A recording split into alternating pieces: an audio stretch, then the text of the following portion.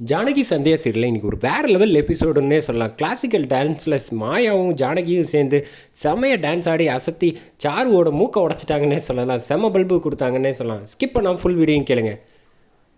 மாயா வந்து பேசாமல் இருக்கிறதுனால வந்து அவங்கள வந்து கண்ணா பண்ணான்னு திட்ட ஆரம்பிக்கிறாங்க நம்ம பத்மா. நீ என்ன நினச்சிக்கிட்டு இருக்க, நீ எதுக்கு எடுத்தாலும் வந்து ஏட்டிக்கு போட்டியாக பேசிக்கிட்டே இருக்கிறதுனால தான் வந்து நீ அண்ணன் கூட சரிக்கு சரி சண்டை போடுறதுனால தான் அண்ணன் வந்து நீ பேச வந்தால் அவரோட கௌரவத்தை காப்பாற்றுக்கணுங்கிறதுக்காக ரகுராமா வந்து கிளம்பி போயிடுறாப்புல. உன்னை பார்த்தாலே அவரே வந்து நவுந்து போகிற லெவலுக்கு தான் நீ வந்து உன்னை வளர்த்து வச்சுருக்காங்க அப்படின்னு சொன்னோன்னே, உனக்கு ஏதாவது தமிழ்நாட்டு பாரம்பரியம் ஏதாவது ஒன்று தெரியுமா, உனக்கு ஒன்றுமே தெரியாது அப்படின்னு பத்மா சொன்னோன்னே சாரு வந்து பேச ஆரம்பிக்கிறாங்க. விடுங்க, அவள்லாம் வந்து ஃபாரினில் வளர்ந்தவ, அதனால் அவளுக்கு வந்து நம்ம கலாச்சாரம் எல்லாம் என்ன தெரியும் அப்படின்னு சொன்னோன்னே செம கோவம் வந்துடுது நமக்கு மாயாவுக்கு. என்ன நினச்சிக்கிட்டு இருக்கீங்க, நானும் போனால் போகுது பேசாமல் இருக்கணும்னு பார்த்தா என் வளர்ப்பை பற்றிலாம் பேசுகிறீங்க, யாருக்கும் இங்கே இருக்கிறவங்க யாருக்கும் அதை பற்றிலாம் பேசக்கூடாது, அவ்வளோதான் சொல்லிவிட்டேன் அப்படின்னு சொன்னோன்னே பாட்டி வந்து கேட்க ஆரம்பிட்டேன். ஏன் அவன் என்ன சொல்லிட்டான்னு வந்து இப்போ நீ தேவையில்லாமல் பேசுகிற, எது சொன்னாலும் ஏட்டிக்கு போட்டி சரிக்கு சரி வந்து நிற்கிற, இந்த பக்கத்துலேயே தனம் இருக்கா, அவளை பார்த்து கற்றுக்கைங்க.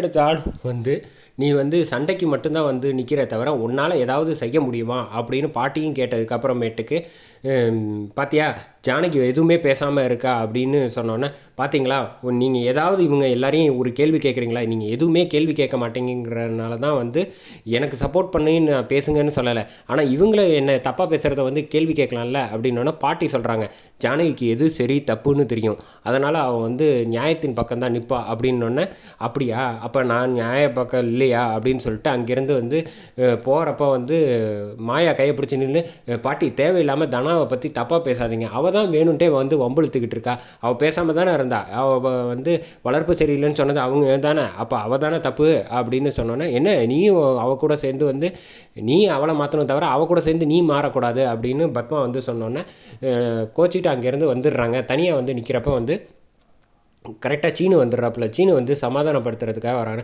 நீ ரொம்ப கோவப்படுற, முதல்ல கோவப்படுறத நிப்பாட்டிட்டு நீ வந்து உன் ஃபேஸில் வந்து அழுக கவலை எல்லாத்தையும் வச்சுக்கிட்டு நீ வந்து கோவப்படுற மாதிரி நடிச்சுக்கிட்டு இருக்க, அதை முதல்ல நிப்பாட்டு அப்படின்னு. தயவு செஞ்சு என்னை தனியாக விடிய, எப்போ பார்த்தாலும் கூடயே வந்து நின்று என்னை இம்சை பண்ணாத அப்படின்னு சொன்னோன்னே, இங்கே பாரு நீ வந்து கஷ்டப்படுறியேன்ட்டு நான் உனக்காக உதவி செய்யலான்னு வந்தால் நீ வந்து என்னையை திட்டிக்கிட்டே இருக்க, அதுக்கு தான் உனக்கு உதவி செய்யக்கூடாது நான் உன்கிட்ட கேட்டேனா, நான் சொல்கிறத கேளு, உனக்கு தான் டான்ஸ் ஆட தெரியும் இல்லை, நீ வந்து உனக்கு வந்து எந்த பாரம்பரியமான இதுவுமே இந்தியா இது எதுவுமே கல்ச்சர் இல்லைன்னு சொல்கிறாங்களே, அதை உனக்கு தான் நல்லா கிளாசிக்கல் டான்ஸ் ஆட தெரியல, அதை எல்லோரும் முன்னாடி ஆடி காமிச்சேன்னா வந்து அவங்க எல்லாருக்கும் மூக்க உடச்சிட வேண்டியது தான், செம பல்பு கொடுக்கலாம்ல அப்படின்னு சொன்னோன்னே, அதெல்லாம் அவங்களுக்காகலாம் நான் ஆட முடியாது, என் அம்மாக்காக நான் கற்றுக்கிட்டது, எங்கள் அம்மா முன்னாடி ஆட முடியாததை நான் இனிமேல் எங்கேயும் ஆடக்கூடாதுன்னு நினச்சிருக்கேன், நான் சந்தோஷமாக இருந்தால் மட்டும்தான் ஆடுவேன் அப்படின்னு சொன்னோன்னே தனா வந்துடுறா. இங்கே பாரு மாமா சொன்னது நல்ல ஐடியா, இது சொல்கிறத கேளு, எல்லோரும் முன்னாடி ஆடி அசத்திட வேண்டியது தானே அப்படின்னு சொன்னோன்னே, அப்படியா விஷயம், நீ யாருங்கிறத ப்ரூவ் பண்ணுறதுக்கு உண்டான அப்போ தானே அவங்க எல்லோரும் வாயடைச்சி இப்போ வைப்பாங்க, உன் பேச்சையும் கேட்பாங்க காது கொடுத்து அப்படின்னோடனே சீனு வந்து சரி நான் ஆட சம்மதிக்கிறேன்னொன்னே லைட் எல்லாத்தையும் ஆஃப் பண்ணிடுறாங்க. மொத்த குடும்பம் ஹாலில் இருக்கப்போ என்னாச்சு அப்படின்னப்ப நடராஜர் சிலைக்கு முன்னாடி வேறு லெவலில் கிளாசிக்கல் டான்ஸ் ஆடிக்கிட்டு இருந்தாங்கன்னே சொல்லலாம்.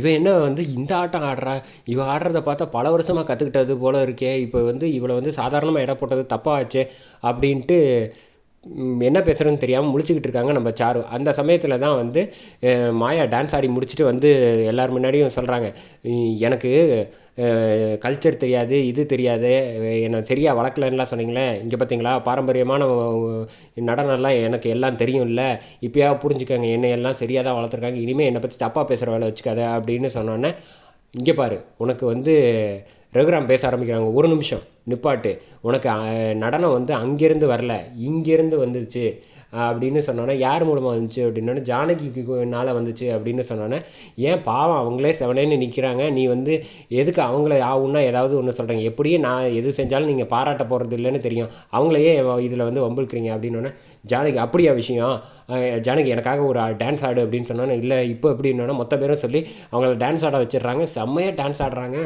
ஆடினது வேறு லெவலில் இருந்துச்சுன்னே சொன்னாங்க. அப்போ வந்து கூட சேர்ந்து மாயாவும் சந்தோஷத்தில் வந்து கூட சேர்ந்து டான்ஸ் ஆட ஆரம்பிச்சிடுறாங்க. 2 பேரோட காம்பினேஷன் வந்து டான்ஸ் இருக்கே, ஸ்லோவாக ஆடினாலும் நல்லா நளினமாக வந்து எக்ஸ்ட்ராடனரியாக இருந்துச்சுன்னே சொல்லலாம்.